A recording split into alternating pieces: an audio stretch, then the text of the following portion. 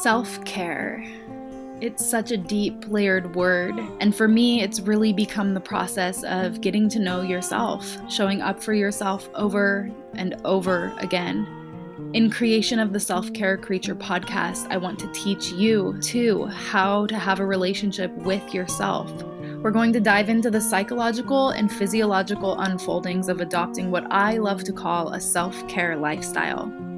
This podcast is here to help you, the stressed out but spiritually minded individual who can feel that wild calling in your heart, who wants to develop self-care rituals to support your daily living, give you the confidence and know-how to live through your intuition and raise your self-worth. You deserve it. You are capable of this. And I want to help you understand how the hell to get there, what it actually means, and how do you actually live it. That's where my intention is with this podcast. The Self-Care Creature podcast, brought to you by me, your host, Courtney Klopp. Let's dive in. All right, here we are. Welcome, Kristyn. Thanks for having me. Yes, I am really, really excited about these conversations we've decided to have around self-advocacy. And today we're diving in with that part one for self-advocacy in the American healthcare system. I just made like parentheses with my hands. It's necessary. Right. Well, why don't you just open us up with telling us a bit about who you are, what your background is?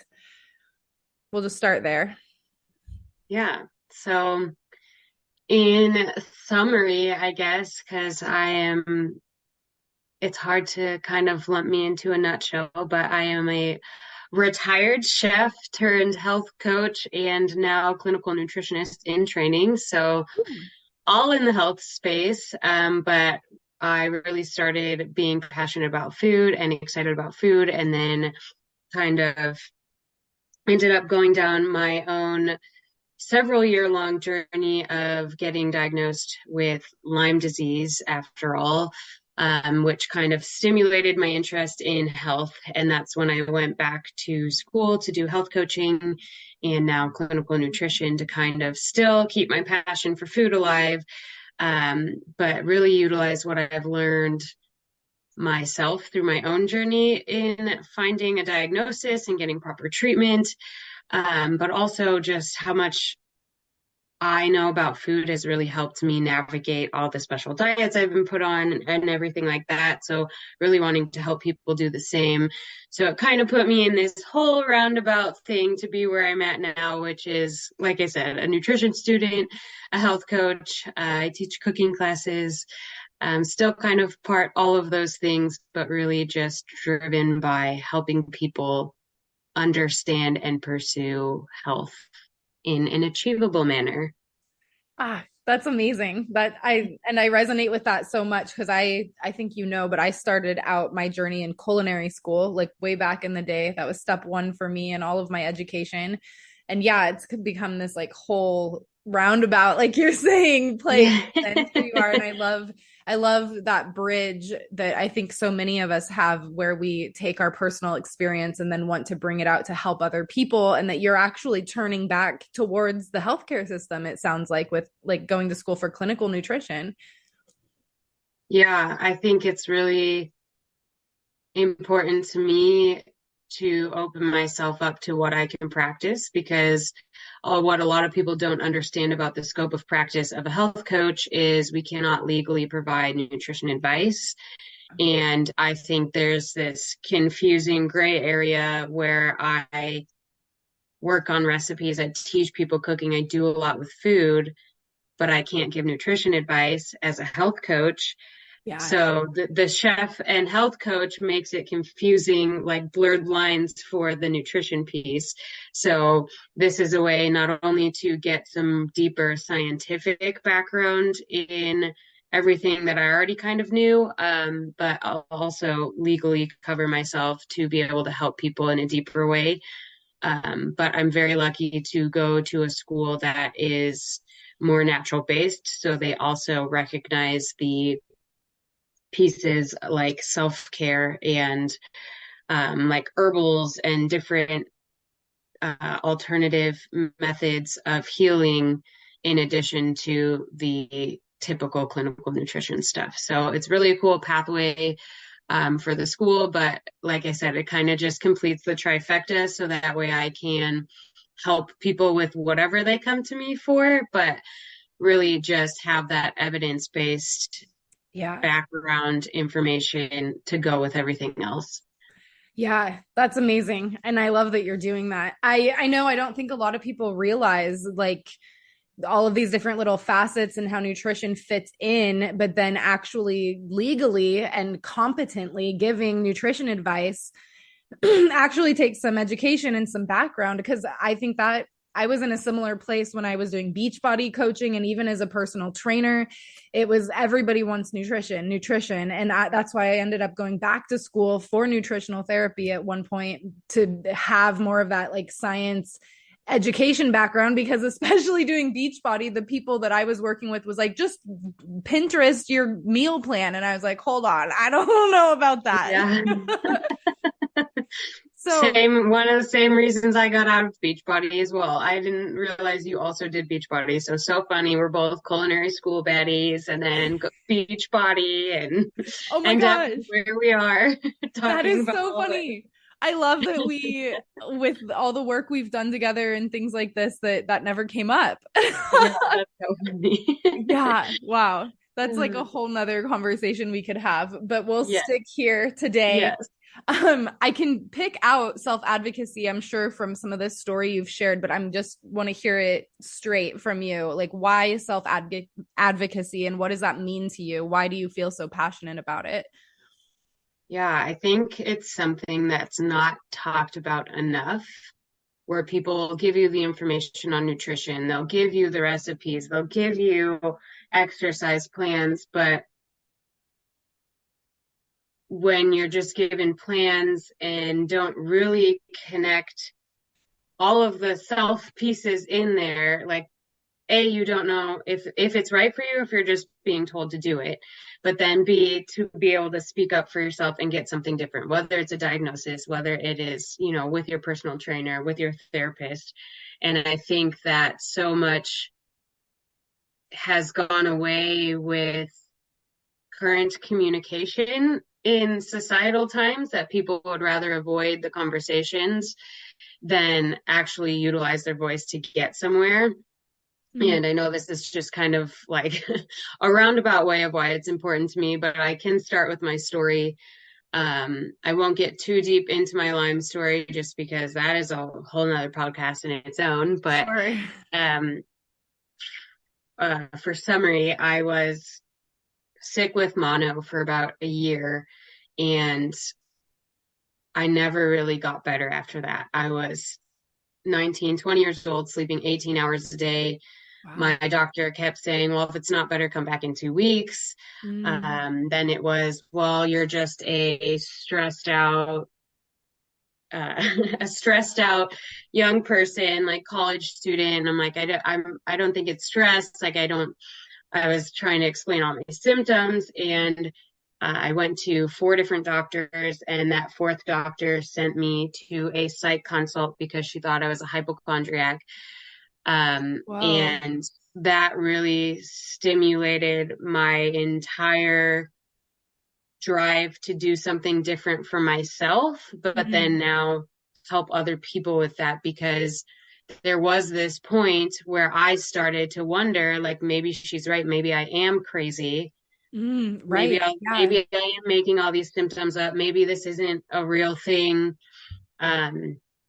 Because it wasn't just the fatigue. I was having GI issues. I was having, I would get very tired doing almost nothing, which is hard when I was cooking in the kitchen, because you're on your feet all day. Yeah. And I ended up quitting the kitchen and really just struggling to do daily life things. And I'm like, could this really be all in my head? And I was dealing with low-grade fevers, where I'm like, well, that's not something that's made up. So I was kind of like in this internal battle of knowing my truth of what I was experiencing, mixed with this now question, because this quote unquote authority figure of my doctor was saying, okay, you should go to psych. So I went just to entertain her, I like went to the psych consult, and when I was listening to all of the questions, I was really realizing that the stem of everything that I was experiencing wasn't mental health, but mental health was a factor in what I was experiencing. And Mm. I knew for myself, because I'm pretty good at being in tune to myself, that that was the difference, that depression and anxiety that I was experiencing was a symptom and not the diagnosis. Ah, And that kind of really stimulated my whole path, because I had to go to two more doctors after that just to get somebody to believe me enough to start to work on gut health, start to work on these other things that eventually turned into getting diagnosed with Lyme disease. So it took me those six doctors and 3 years to getting my diagnosis, which typical Lyme diagnoses are not quick, but I think it would have been a lot longer for me had I not learned to have the strength and power in my own voice to stand up for what I know is going on and keep going down the path of finding somebody who would work with me and listen to me and believe me through yeah. all of it. Because I mean, like I said, you start to wonder, like, maybe I am crazy, but then here we are on the other side of a diagnosis, and it was all my real truth all along. So that is really kind of where my passion for helping others do this came from. Yeah, thank you so much for sharing that. That especially that piece that you're tuning into, like that realization, like my depression and anxiety is stemming from what else, something else going on here. That just like brings like chills to my shoulders. I'm just like, wow, like what a profound realization. Yeah. Yeah, it was interesting because it was also a time where people were being more open about mental health, and my a couple of my friends were starting to get on like anxiety or depression medication. So I'm like, maybe I am just like the rest of them. Like maybe I'm just in denial that this is like actually mental health stuff. But then I'm like, you can't explain the low grade fevers or these other symptoms that were happening. Didn't really make sense with that. But Yeah. I also just had this like intuitive knowing that it was not just that. Yeah. And I wasn't going to settle for somebody just telling me to come back in 2 weeks, or Yeah. go get on some depression medication and everything else will figure itself out, because I knew that wasn't where I was at that time. Yeah, and that advice almost feels a little bit like a band-aid. Like, and it's like, how many times are you going to tell me to come back? 2 weeks, 2 weeks. Like, yeah, that's so exhausting. Yeah. Yeah, I think that's amazing that you found that within yourself to really advocate for yourself. Yeah, it definitely wasn't easy at the time, but it's really fueled my passion for helping others do it, even to the point of like a lot of my clients or friends or people, I will literally script help prepare them to go to a doctor. So that way, if they don't feel like they know what to say, but they know they want to stand up for themselves, or they feel prepared to use their voice, but they're like, okay, but what do I say? I love helping people with that, because there are these other pieces to it. It's not just advocating for yourself and speaking up. It's having the right language and terminology that can shift how you are um, how you are like responded to, as well Yeah. as almost like the self-knowing piece, so self-awareness mixed with language and terminology mixed with self-efficacy, because we also need to believe in what we're doing, because otherwise people with high egos will sniff that out immediately if you don't have some sort of confidence or empowerment to back it up. Right. Yeah. I think that's a really big key is like feel like finding that confidence within yourself as you're going into it. And this already brings me into so many of the other questions that I have laid out for us today. So I'm just going to start going through them. But yeah, many people do find that it's very intimidating to navigate the healthcare system, exactly as you're saying, and speaking to doctors. And especially had this also experience in the last year when I was dealing with my mother, which ended up leading to her death, but she was in the hospital for like 9 or 10 months. And I didn't realize just how much of a problem I had with our healthcare and medical system until I found myself in the hospital trying to communicate with doctors. And it just like first of all, I guess I had to recognize that that the hospital was a triggering place for me, and that I had a deep belief that like these people weren't going to hear me and they weren't going to help me, and having that belief going into it didn't help me at all. I'll say that. But I'm just saying, for people that find it intimidating, you already mentioned a couple things, but what kind of advice or strategies would you offer? You've mentioned scripts, and then like finding some of that like confidence within yourself before going in. Is there anything else? I think that the scripts, along with some prior research, goes a long way, but it's not research the way people think. Like, if you research to know, you don't need to know everything about the topic, or even have like very specific things that you want, but just knowing some general terminology can, like I said, go a long way. For example, I recently went to a new physical therapist. I've been having this issue on and off for a long time. Won't get too deep into that, but she did bring up, she was talking to me kind of on a surface level, and I asked some direct questions with specific terminology related to what I was experiencing, and her whole demeanor towards me changed, in the sense of, she's like, oh, you know what that is, let me speak to you differently, because she could give me more information, because I knew a little bit more than the average person did.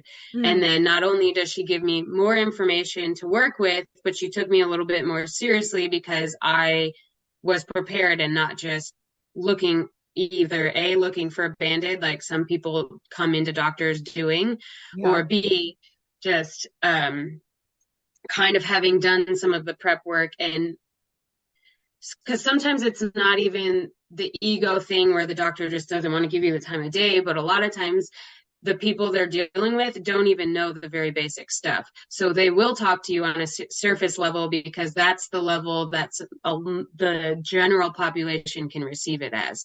So if you come prepared, whether it is with the script or just some terminology in your back pocket around whatever issue you're dealing with, a lot of times you can get to that like second layer of educational discussion in that appointment, just because you do have this, below surface level information. But that being said, sometimes you don't know what you're dealing with, so it's hard to really prepare if you are kind of in this like area where you're not sure.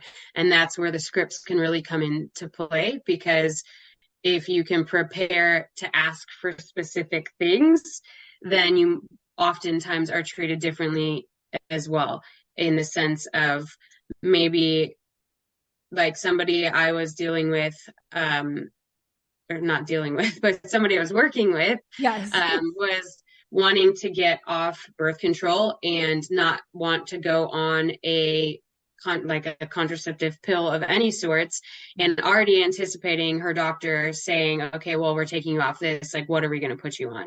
What's the next thing? Or do you want an IUD? Like, what? Because that is literally how they're trained. And so working with the scripts of, if the doctor says that, here's what we're going to say.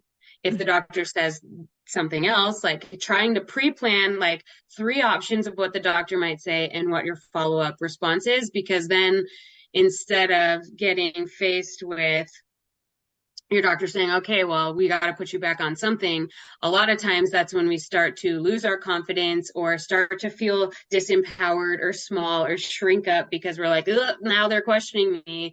So if we can kind of prepare these things and say, like, well, actually, no, I'm looking at staying off birth control for a while to regulate my hormones. And like, where are we like, where do you want that conversation to then go? And having that preparation helps you with that empowerment and confidence piece. to where if you are not prepared with the terminology or the language that you need, then you still have this conversational preparation to fall back on when you start to get a little nervous, because it is a little nerve-wracking. Yeah, so nerve-wracking. And it can be intimidating. Like you're saying, it's like doctors are viewed as these authority figures rather than like somebody that works with you. Most people, at least that I know, do view doctors as like somebody that holds like the information. Like you just, especially growing up with my grandparents, which of course is a different era entirely, but it's like you just do what the doctor says. Like the doctor knows best, essentially. And so yeah, I love what you're saying here. Part of what I hear you saying is like knowing your intentions as you go into it. And like that intention of like, actually, like I like my plan is to not be on birth control, and like owning that for yourself and knowing that those are the options you want to discuss. I think that's really great. And also something else that you had mentioned that I'll just repeat back to is like, yeah, like finding the space to want to ask questions, and just that reminder that it's okay to ask questions. And I think that's something that I had to come to for myself, is like, and I've learned that all through those 9-10 months with my mom, but it was like basically like like facing conflict was a really big thing for me. And I had to come to realize like, well, what if conflict, the other side of conflict or another angle of conflict, is just asking questions? Like, I'm just genuinely curious. I want to know. And if you can find it within yourself, even though it's vulnerable to say like, I actually don't know what you're talking about. Like, could you slow it down? Can you tell me what that means? But of course, that is intimidating. And especially when you get into a hospital setting, which is what I was in, people don't have the time and they don't want to take the time to like really slow down and be with you, because they're just completely understaffed and overworked there, you know? Yeah. And I think like that being said is like not also taking things personally, because Yeah. if you look at the nature of our healthcare system, it is not a healthcare system at all. It's a disease care system. Yeah. And there isn't focus on preventative stuff as much as it literally is a lot of band-aids for disease care.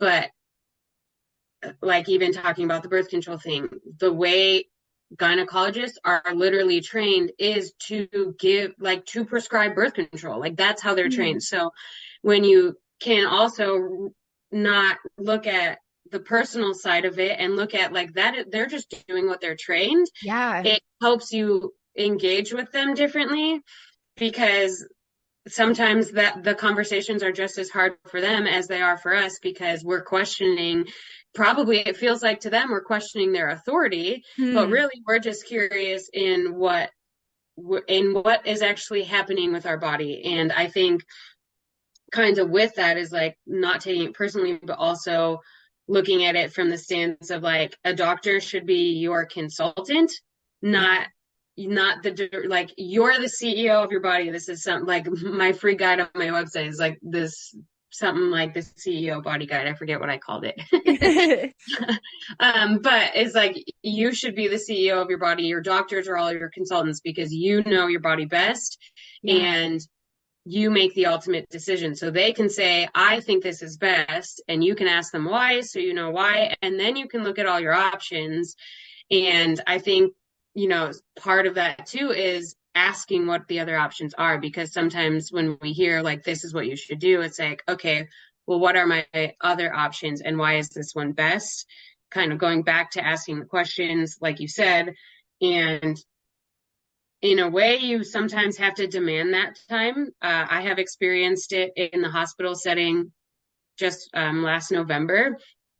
I was dealing with a really bad asthma flare-up, and I went to the hospital like gasping for my life for air. Like I've never been that wheezy in my life. And I had to get a breathing treatment every 4 hours on the dot. That's how long the breathing treatment lasts. Every 4 hours, or it lasts for 4 hours, and every fourth hour on the dot, I had to get a new breathing treatment.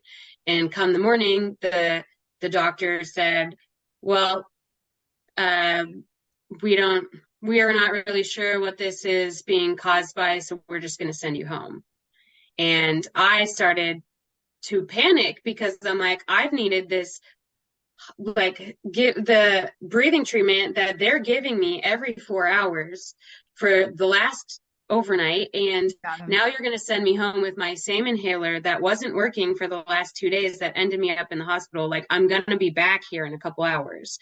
And that, I'm glad I had the background in advocating for myself that I did, because I was able to bring that up right then and there. I said, okay, I hear you. And like, what was the point of me staying overnight then? We didn't get anywhere, and I'm not leaving here until you give me something else, whether it's testing, whether it's the breathing treatment at home, like something, because I will be back here. Yeah. And that was really hard for me to experience in the hospital setting, like you said, when they don't want to give you the time of day because the doctor left. But I had to call back who I could in. So I got a nurse who then talked to the doctors, who then brought me a lung doctor, because I hadn't talked to a lung doctor the entire time I was there, even though it was a clear lung issue. So I think, kind of like you said, it's hard in this space where people don't have time for you. And that's where I think finding who will make time for you, because they will get the right people, is part of it, but also knowing when to use your emotions, because I've also learned, unfortunately, that the hospital system prioritizes people based on how emotionally stable they kind of are. So the more I panicked and freaked out, or the more I allowed myself to cry and feel all of that I was feeling, that I was trying to stuff down to like present myself better for the doctor and not come across as crazy, especially having this, PTSD in the background of being called a hypochondriac. Yeah. But utilizing it in the right time to get them to listen to me. And it's unfortunate that you have to kind of like play the game that way, but I got emotional, and then that's when they started to realize, like, oh, okay, no, she's scared to go home at this point, and maybe we should give her a lung doctor and whatnot. So I mean, that's kind of a whole other story in itself, of different pieces of self-advocacy. But just moral of that story is like having each step of the way, having the empowerment to stick up for myself, even if it felt really crappy. But it's interesting because I even looked back at that doctor's report, and where the nurses, where the respiratory specialists, the pulmonologists, everybody said patient's wheezing, heard the wheezing, whatever. This doctor that kind of just was going to send me home, she wrote, patient claims she's wheezing, patient claims this, patient claims that, and nothing was definitive. So also I can look back at that and say every other doctor said they could hear the wheezing, they knew this stuff was going on, and this one doctor that wanted to write me off said claims everything. So this is where also, like, whether you're searching for doctors, like a primary care or specialist, or you are in a hospital, like, it's always okay to go to the next doctor if somebody's not giving you what you need, versus trying to just like really work at that one person, because you're not going to make them believe you if they start that way. So it's okay to just move on to the next person. And I was like, okay, well, she doesn't believe me, so I'm going to get somebody who does. And that, I mean, it worked for me because I got the diagnosis and now I'm better and like whatever. But it was definitely, a different experience than everyday experience of like just searching for a doctor, searching for a diagnosis. Like you said, right. The hospital setting is so different. But different. It can be done there too. Yeah. Yeah, I guess there's just so many layers to all of it. Yeah. And especially that emotional piece that you're sharing too. I can resonate with that, even from the perspective of, personally experiencing, if you do get too emotional, that they also don't want to talk to you. So it's like, it's this push and play. And then you're right. Like the way the reports are being written, the way somebody's hearing you, like language is also so important, like just so many different factors. And I think something that was really hard for me, but that has been beneficial for me, is trying to assume the best, like notice. And with that, I had to notice that I was assuming the worst. And so just trying to be like, okay, like, maybe I don't know what's going on with you, but like, it doesn't seem like you're hearing me. So I'm just gonna like move on to the next person, like you're saying, and just keep advocating for yourself in that regard and to keep asking questions. And I love what you're saying too, this reminder that our healthcare system is more a disease care system. And that was like a really big light bulb for me over that last year with my mom, especially because I just felt so devastated and completely defeated in the healthcare system. And I was talking to a mentor and doctor of mine and I don't remember what I said something like, I just feel so frustrated because I know like there are no like healing options. We're not really talking about her like getting better, and I can't remember exactly what my verbiage was, but what he said to me is that the healthcare system does not promise healing. They don't promise to heal people. They will treat you, and that's what they're there to do. And that was like huge mind-blowing experience for me. And it actually helped me to take a step back and realize like, oh shit, like, yes, this is what these people are trained to do. They're doing their best. And this isn't like a system that is going to offer like root causes and that full long-term healing. And unfortunately, like that's very bittersweet, of course, and can be very unfortunate, but when you can learn how to work with it for what it is, I think that helps you navigate the system a lot better. Yeah, and I think that piece of just knowing that that's how it's set up, you also approach it differently because like I will go into my pulmonologist and my primary care doctor. I say, okay, this is going on. I know like this asthma stuff. I know that I need to go on medication to get me over this hump while I'm searching for the root cause. So it's also, you start to learn when and where to utilize these consultants, doctors as consultants, because I'm utilizing them to get me where I'm going, which is I'm working now with a new Lyme and mold doctor to figure out like what is flaring all of this up. And unfortunately, a lot of times it has to be like that. You have to have different providers and alternative providers. But it helps you then when you do need to approach, because I mean, the Western medical system is important for a lot of things, even like yearly visits and like gynecology visits and getting like your yearly checks, things like that are still important. Even if you're not sick, they're still important. I encourage all of my clients to go get blood work so you have a baseline in case you ever are sick, or even like, I don't want to get into COVID, but even how many people are seeing significant changes post-COVID, where if you don't have this baseline blood work before something like that might happen, you don't know what your normal is or what you're working towards even. So this is where we can learn to utilize the system for what it is, and then not allow it to make us feel small when we're approaching it for something different. Because a lot of times, I mean, we go in and we want these root cause things, and then we're so upset when we don't get it. And it's like, okay, but am I going to the place that is going to give me that? Probably not. Right. So that is definitely a piece that helps self-advocacy feel easier, is knowing your true intention and what the establishment you're going into can even provide you. Yeah.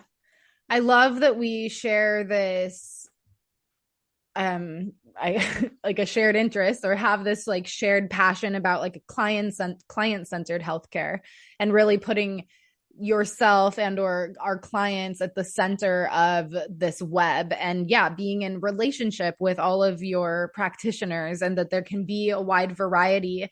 And I think that's what can be challenging in navigating so much of the Western model, is that they don't necessarily want to bridge outside of their healthcare system. Like, of course, like you have to go to a different provider for every little thing within that model. But then when it comes to like, well, I'm seeing a masseuse or an energy healer, or I also have a life coach, or like, it's up until this point, I think it's shifting now, but it has just been very challenging for people to really even know what that means or how other modalities can help. And so I love that you share this passion with me of helping people find their voice and find the practitioners that can support them best, and then how to navigate the system, the healthcare system to get what they need. Yeah. And I think that's where health coaches or similar service providers can be so beneficial, because a lot of times if you tell your doctor you're seeing an acupuncturist and you're going to a massage therapy and you're doing all these other things, they might start to, again, write you off because Right. whatever. And it's like to have somebody like a health coach not only help you with the scripts, help you with the language and terminology, help you prepare for things, but they can also be that sounding board of like when you're trying to navigate building your own medical wellness team. Like, it's so helpful to have that person to talk to you about it versus, you end up telling your doctor more than they need to know. Right. Yeah. Because for example, I actually got my fallopian tubes removed this year. I have never wanted children, and I don't want to be on birth control anymore. And that was the path that I chose. And my insurance wasn't panning out to go with my doctor that I love here. My gynecologist is phenomenal. She knows about Lyme disease. She's always taken me seriously, listened to me, really felt like she was present in the office every visit. And I wanted her to do the surgery, and the insurance wasn't going to cover it. And she says, anybody can do this surgery, but I'm going to give you advice in going to the next doctor. And it was awesome that she was helping me learn more deeply how to advocate for myself in her profession. Yeah. But something she said is just go in there with the very base details. Don't say, well, I have Lyme and studies are showing they pass Lyme in utero. Like, I don't want kids because of that. Or she's like, don't tell them any of your story. Just go in there and say, I've never wanted kids. I don't want kids. I just want to get this surgery, and leave it at that. Because otherwise doctors can even start reading into the story of like, oh, well, maybe you'll get in remission and then you can have children, which right. Studies are showing that doesn't matter. But like, whatever the doctor may or may not know about Lyme, most of them don't. But they can take any of these pieces of information and spin it against you. And that's not necessarily something I would have thought of, because to me, that's an easy description for not wanting kids, other than knowing myself that I never have wanted to carry a child in my body. That's not enough for some people. It felt like a science-based fallback to say, well, I passed Lyme in utero and I don't want to give a child Lyme. And yet people still question that. So it was interesting to have that experience with her, for her to kind of coach me through it, but also, again, learning myself of like when to share certain pieces of information with doctors and who to share them with, because integrative doctors are generally more open to all of the things you want to tell them, where if you are going to a Western medicine doctor, they're going to be less open. But yeah, so that's, total different story again. I know I've been sharing a lot of stories, but I think it is, as much as there's these downsides of Western medicine, there are good people like right. This gynecologist and stuff that will work with you and coach you through it. And having those people on your team is incredible if you can find them. Yeah. But while you're navigating all of that, having somebody else, whether it is a friend, whether it is a health coach, to kind of be with you through the whole experience can make a world of difference also. Because I know I'm lucky to have had my own energy coach and a friend of mine who is a couple of steps ahead of me in the Lyme diagnosis game. And just having that person to, whether it's prepping the scripts like we talked about, or just sounding board, like, hey, this is what this doctor said, what do you think? Having that as an extra support really can make a world of difference too, in feeling empowered to advocate for yourself, because it is hard when you have to when you feel like you're keeping it all to yourself. Yeah. And that's what kind of happens for a lot of people who don't have the safe, supportive person or circle of people to fall back on. Yeah, absolutely. Thank you for mentioning that because that's such a big part of it. And I've just this last year also have come to realize just how much of a verbal processor I am. And like, I need that space to talk about it with other people. And yeah, when you don't have people in your life that share those same views, like in your personal life, let alone a professional setting, it can be really challenging. And it is challenging. It can be challenging to find those right practitioners, as you're saying, but just want to reiterate what you said too, that the right people are out there and that there even are those good people working within the healthcare system. And I mean, we can flip it too. There are people that aren't great working outside of that healthcare model too, right? So I think it's just taking that seat of discernment and knowing who you are and knowing that you want to have your voice and you want to sit in that space of calm and working with yourself to be able to get there so that you can begin to ask those questions and bridge that gap for yourself. And I always love to remind everyone, like, we're all human beings. Like, we are just all human beings in the world with our own unique backgrounds that paint the picture of our experiences. And yeah, it can be really shitty and so disruptive to like my nervous system when I come across like some sort of healthcare authority that is just an asshole, for example, or like won't give me the time of day. But learning how to move through that and regulate my system, especially in real time, but of course that takes practice, are just like really great tools to have with you. Yeah. Yeah. And I love what you said earlier too about like, even when you can acknowledge that you're not being fully heard for what you're saying and not being afraid to say that in the face of a doctor is like, I don't actually think you're hearing my concerns. And that's kind of where like functionality and objective stuff comes, because a lot of doctors will look at the objective information. This is what the tests say. This is what your scan shows. And being able to then say, okay, well, I hear you. And functionality wise, this is still my experience. So how do you explain that? And being able to just further ask those types of questions and really be able to say that, like, yeah, I hear you and I don't feel like you're hearing me at the level I need to be heard. And if that person's not going to do that for you, it's okay to go to the next one. And I know that in itself is exhausting, because Yeah. if you're working with insurance, especially, it's a process to go through your insurance, find a list of doctors. And that's, like I said, a whole process in itself. Reading reviews helps, but you still don't always get the full picture in those reviews, which is why I love to write reviews of my doctors, because I want somebody to be able to know, like that, like my gynecologist, I wrote her a raving review. I said she listens to everything that I say and truly hears me, and I want people to know that. So if you have great doctors, please review them. But like I said, I know that the process of finding a doctor is exhausting, especially when so many of us have the phone call anxiety. Like, we don't even want to just call and schedule it. Like, that piece feels like a lot. Right. And so I know that each of the pieces can feel like a lot, but I promise it is worth it if you continue the pursuit to find the person who's going to be right for you. And I always come back to the trust your gut piece too. If it doesn't feel good the first time, you don't need to give the doctor 2 or 3 times for you to fully decide, because a lot of times your first instinct is pretty accurate. Yeah. Yeah.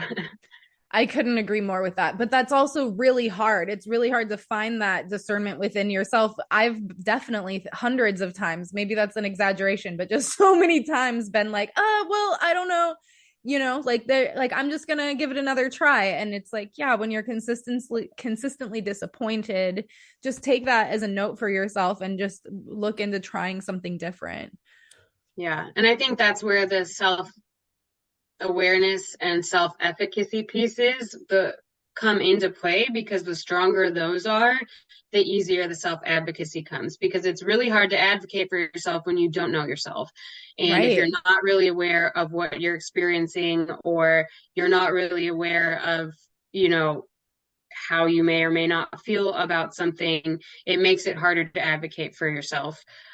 So really working on that piece, and that's where coaching, whether it's health coaching, energy coaching, therapy, any of those modalities can help. Even journals, they have so many cool journals out there. If like seeing a service provider isn't in your realm right now, like anything like that, to really get to know yourself better, get to know what you're experiencing better, because that also helps you better form the language to explain to somebody else more concisely what's going on.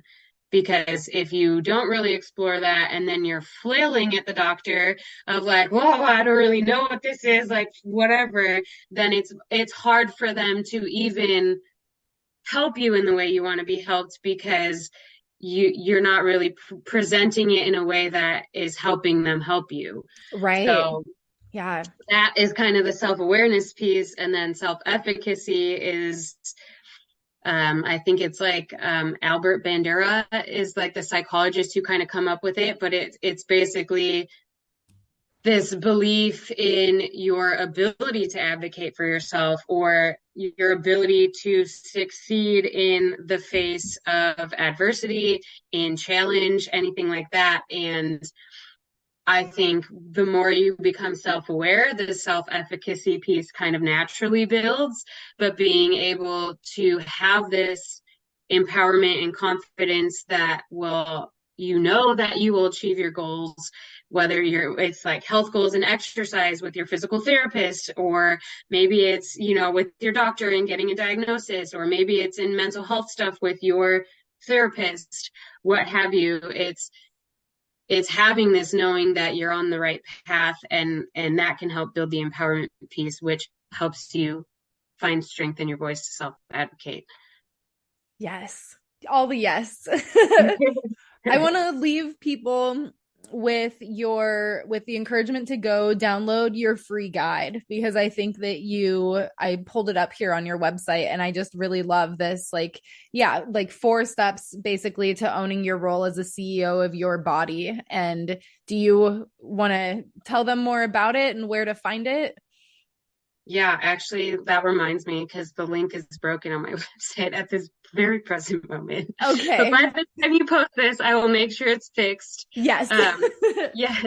I really wrote that because I felt like in my work as a health coach, in the people, like what I work with my friends, like anytime I'm talking about health stuff, it all comes from this foundational piece of owning the CEO role of your body, and really learning how to work with your body. Because like I said, the confidence, the efficacy, like all that comes from owning this role and really taking charge for yourself. And I think that's what's really hard for people, especially when you feel like your body's betraying you and you're experiencing all these symptoms. There's all those side effects that make it really hard to own the role in your body as a CEO. So I wrote this guide as just the basic quick start free guide to where you can get started on doing that if you have no idea what that even means.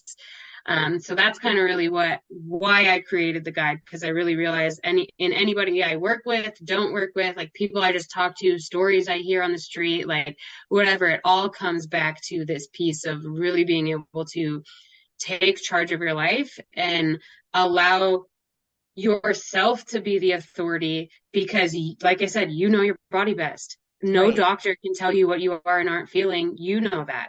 No friend, nobody can tell you that. You have to tell you that. And it can be so easy to feel small when we're overwhelmed, or when we are challenged, or whatever, by whoever it is, but especially by these authority figures of doctors and whoever. And being able to just really own into that role helps with all of the other pieces to fall into place a little bit easier. Yes. And you these steps that are written on your website. I'm going to read them because I just want people to hear this, because it's covering exactly what you're saying and everything we've covered in this episode today. It's like how to audit your beliefs and current truths about your health and body, how to learn your body cues to utilize internal information for external results, how to build a wellness team to support you on your journey. That's topics definitely that we covered today, and how to try things on for size to find what works for you so you can take action and see results. It sounds like an amazing guide. I will definitely be linking your Instagram and your website in the show notes so everyone can find you. Thank you. And thank you for listening to all my stories and rambling, because I sometimes find it hard to really, I just get so passionate and lit up and excited about things, but also want to share my own personal stories, because I have been down the wormholes of all of this stuff. Like, I feel like that's why I'm equipped to help people, because I've experienced it. Yeah. And I have learned in sharing my stories in the past that really helps people see that they're not alone and all of that. So thank you for listening to all my stories, because I know sometimes it gets like rambly and hard for me to get to the point, but I'm just like, I just get so fired up about these topics, because I don't think people talk about it enough, but I think it is so important, especially in this day and age of how the whole healthcare system is. Yes, absolutely. And rambly is welcome here. I am absolutely a rambler. And I again just really admire you taking your passion and your personal story, and then also turning back to education and even back to the healthcare system to help people. I think it's incredible. And I really enjoyed this part 1. We're going to come back with part 2 up next. And so be sure to tune into that. And thank you for your time being here. Thanks for having me. Once again, thank you, creatures, for tuning in today and listening to our part 1 of self-advocacy in the American healthcare system. You can let us know what you think of this episode by filling out the podcast form. You can also leave feedback for other things you might want to hear on the podcast. Now available, there is also a virtual tip jar if you feel called to want to support this work. And as always, you can sign up for the SCC newsletter and receive bi-weekly emails and a once-a-month real-time update from me. There are lots of other ways to connect. Feel free to check out the links in the show notes, including finding Kristyn on Instagram, as well as visiting her website. Next Friday, March 1st, we will be back with part 2, talking about self-advocacy in relationships. Until then, keep taking care of yourself, creatures. We know the world needs it.